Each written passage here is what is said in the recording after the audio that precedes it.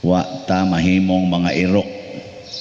So mas may pang mahimo tang iro kay maayo dayon ta.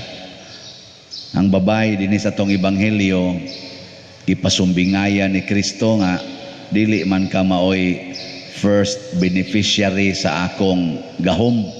Ang mga tao man sa Israel kay usaman ko ka Hudiyo nya sila mo'y akong hatagan sa gisaad sa Ginoo, kay ang promise sa Ginoo gihatag man ngadto sa pinili nga katawhan nya kadto kay pagano man to siya.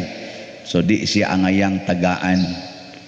Mao tong gipasumbingayan ni Kristo nga di man maayo nga ang pagkaon sa mga anak kuhaon o nya ihatag na noon ngadto sa iro. Pero ang babae niingon, sir, bisan gani ang iro makakaon man sa mumho nga mga hog. Og kini maong sultis babae mao ni ang nakapatandog og nakapaabli sa kasing-kasing og sa gahom sa Ginoo ni anak gyung gutluan na ayo dayon ang iyang anak. No? Nya kamo andamong mahimong iro. Uy, gusto ba kang mahimong iro? Or gusto lang ka nga mahimong amo sa iro? Kaya kita karon daghan magita mga pets, kasagaran iro man og iring, pero murag number 1 siguro ang iro atong mga pets. Pero kita mo'y amo, kita mo'y mo train. Pero ikaw mahimong iro, adto ka mo puyo sa tangkal sa iro. Ambot ganahan ba? Ganahan mo? Nya pakanon ka sa pagkaon sa iro.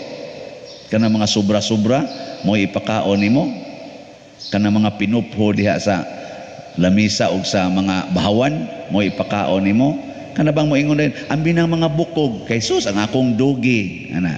O sige, tagaan ko no tikag bukog. Gusto ka?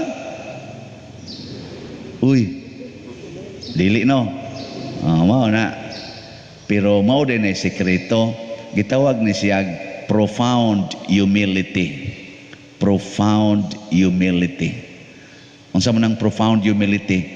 Ang pagdawat sa labing ubos. Dili ta mangandoy sa labing taas. Kay karon gud ang kalibutan gatudlo na to kinsay number 1. Kinsay number 1, kinsay maka gold medal, kinsay maka silver. Mao gani gitudlo kinsay kinagwapahan, kinsay kinatasan, kinsay kinanindutan og lawas, kuntis-kuntis ana mga mismis ana. Kinsay kinamaayuhang muhumili nga pare, kinsay mga inana ba kuntis-kuntison, kinsay pinakadaghag mga viewers.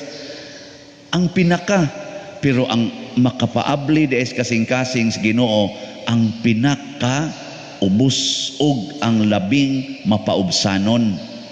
Kanang musugot lang nga himuong iro, nganlag iro og pakanon sa pagkaon sa iro.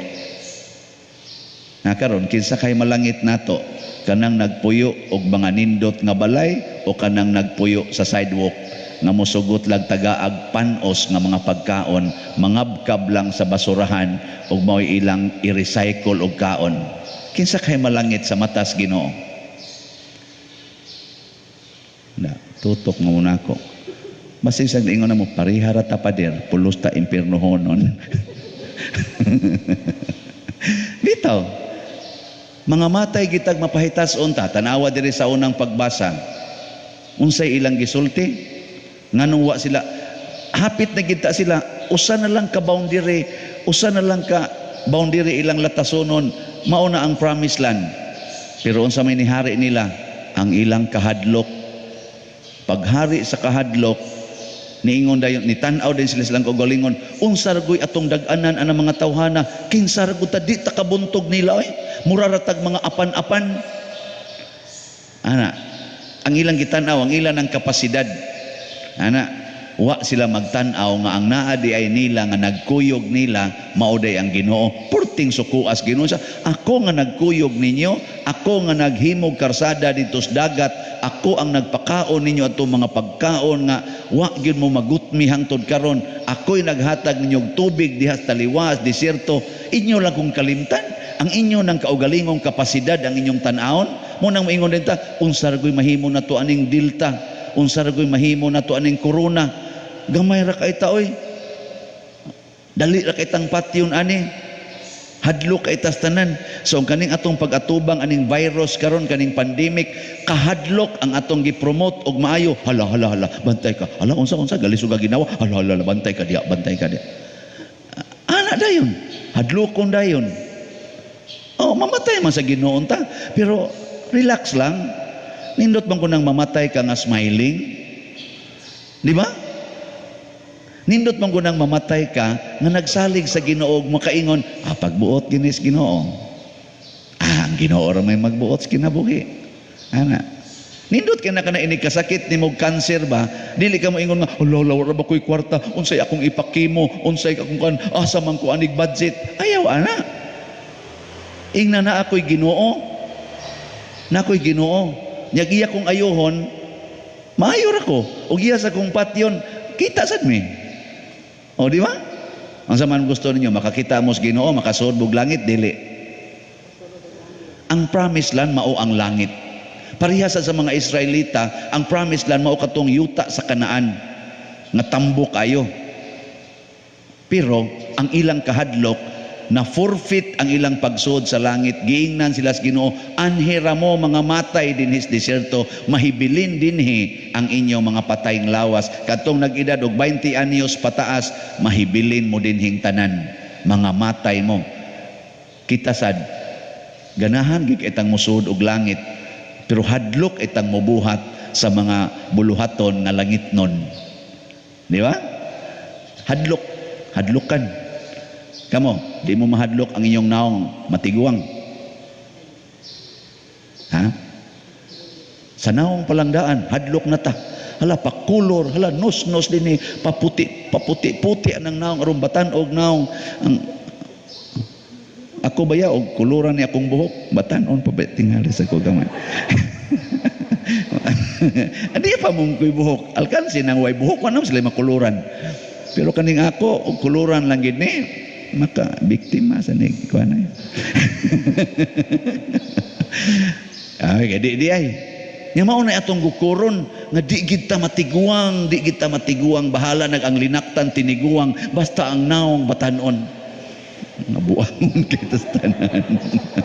Di jud ko musulti sa akong edad, birthday noon akong isulti, pero unsang ira o di ko musulti.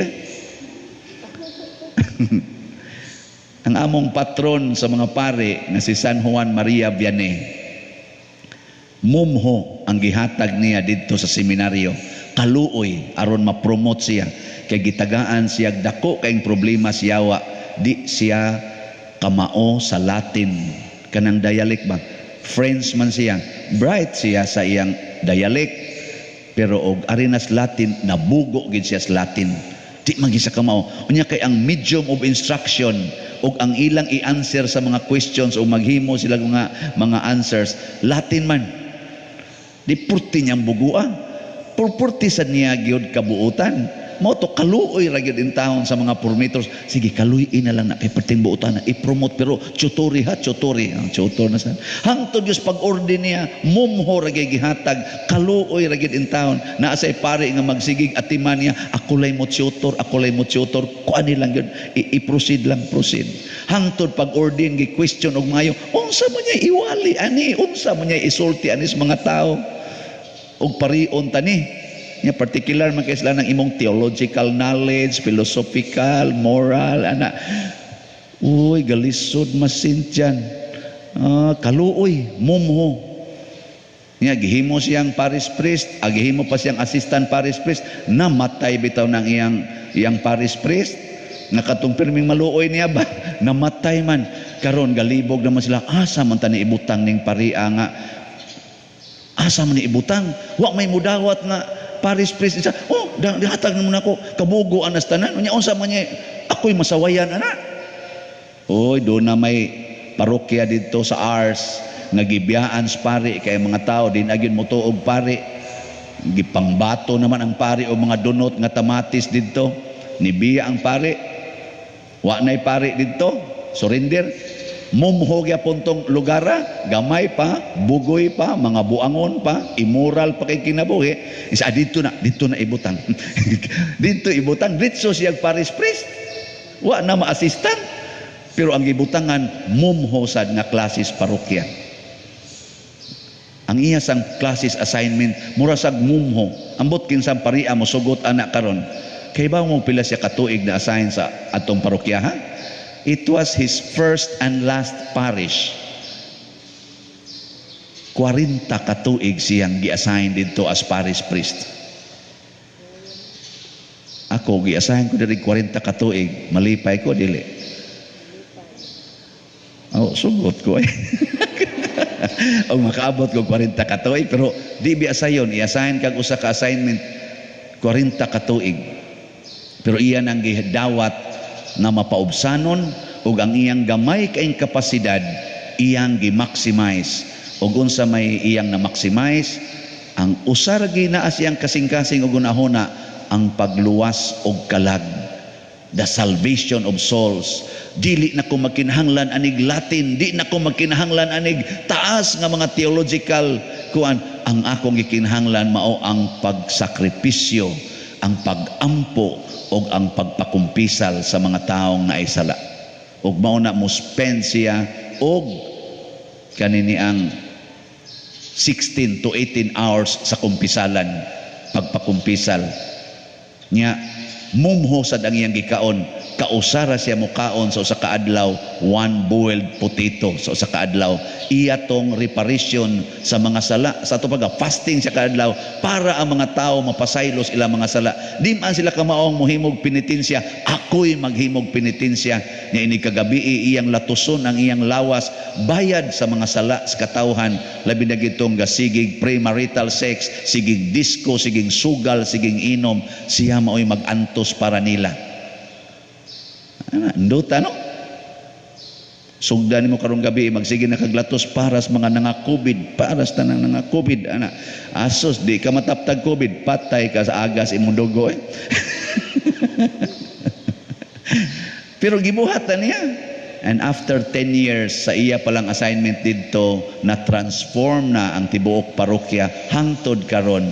You can still sense the ambience of holiness sa mga tao. Gikas kinabataan ngadtos kinatiguangan. Na-convert kinya tanan. Hastagod mga kardinal, mga obispo, mga pari adto na mga umpisal niya. Magtuldagod sila maghuwat og tagsa kasibana usahay aron lang makaabot ang ilang schedule sa kumpisal. Magtulda ang mga tao. Ako diri bala mo nagmagtulda mo hindi ta mo gawason. Pero mao ni ang model. Ngano man gi-maximize niya ang mumho. Ang mumho yang gi-maximize. Mao na ang mumho sa gahom sa Ginoo, igo nang makaayo sa tanan nato mga balatian, makasulbad sa tanan natong problema. Ay na lang pagsig pangandoy diha og daghang butang. Sige kag pangandoy, Ginoo makapasar tapos board exam, Ginoo unta maunor unta ni akong anak. Ayaw na ana, mumho lang. Mo na ikakita nimo sa imong anak nga bugoy kayo ka, daghana ning mumho Lord. Iabot sa imong banang palahubog niya na sila ing mumpo akaning sana mumhong. Hapit na ba ni mamatay ning mumho ada, pero ako gining i-maximize, gakson ko gining maayo kay unsaon man nga imo man imong gihatag nako mumho. Wa man ko nimo tagaig mga bana nga parihaan nilang Brad Luloy inana nga mga buutan kayo.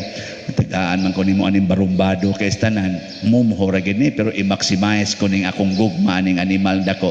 Anay gakson. Unsa resulta? Masanta ka. Santa lagi ka. Dili mong tuod Ayaw pagsalig sa imong kapasidad. Ayaw pangandoy anang wa diha. Pareha ni mga Israelite, siging pangandoy sa wa diha. Siging reklamo. Ang Ginoo nadugay, naglagot silang pagkareklamador. Sig pangandoy anang wa diha ba? Nya dili mo appreciate ug unsay naa. Kanang inyong kilay, unsa na mumho dili. Nipis naman kayo, mumho na lang tingali na, ay na lang nagbadlisi, nga nung imong pa man ng pabagaon, dawatan na lang na as it is. Kanang imong buhok, nga purti na yung putia, nangalarot pang uban, mumho na lang tingali na, pero i-appreciate gihapon. Kanang imong linaktan, nga di nakakanaog, o di nakakasakas hagdanan nga, ditso-ditso, tinagsaon na nimong ang-ang, mumho na tingali imong linaktan, pero i-appreciate nga makalakaw pa ka. Di ba? Ang imong balay, gamay tingali kayo. Ang imong kwarta karon gamay kayo. Mumho na lang tingali imong mapalit. I-appreciate nga napa na. Kita bitaw dinhi unsa may atong kapasidad ipausab ta ning simbahan pilay magasto mga 40 million ha di madaoy unsa ra gud ta dinhi ting COVID pa gyud tan-awa ra gud ning mga naong aning manimba mulog bago nagdako-dako lingo na magani nag-anaag sibot. Nya mo na imong pabayaran 40 di mumho tingali na pero ato na lang ginang dawaton ang tanawa karon dako na kay taghalin.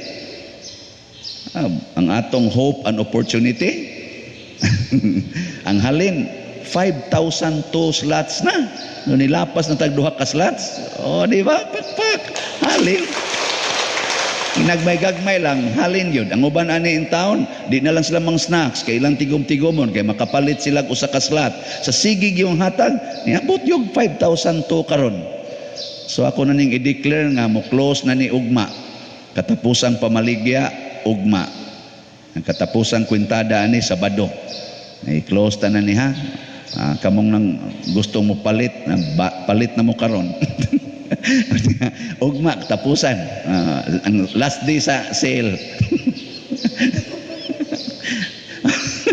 adi mo to last day lagi sa sale ugma sa hope and opportunity. Ugwa mo, balhin lang mo there is divine power and salvation. Napa may 22 ka slots na hibilin. 22 slots. Tag 5,000 22 ka slots na lang sad. Wasa siguro tingalig within this week. Basig mahurot na sad ni. Unya, anhin na nato din ni pangitaon? Di oy. Pero naamay Ginoo. Gipangtandog mas Ginoo kadto mga kasing-kasing sa mga tao nga dili taga dinhi. Nangabot mang ilang donasyon din bisag tuwa sila sa Amerika, tuwa sa Australia, tuwa sa Canada, tuwa sa so pakpakan na to silang tanan. Salamat kayo. Salamat mga donors, mga namalit.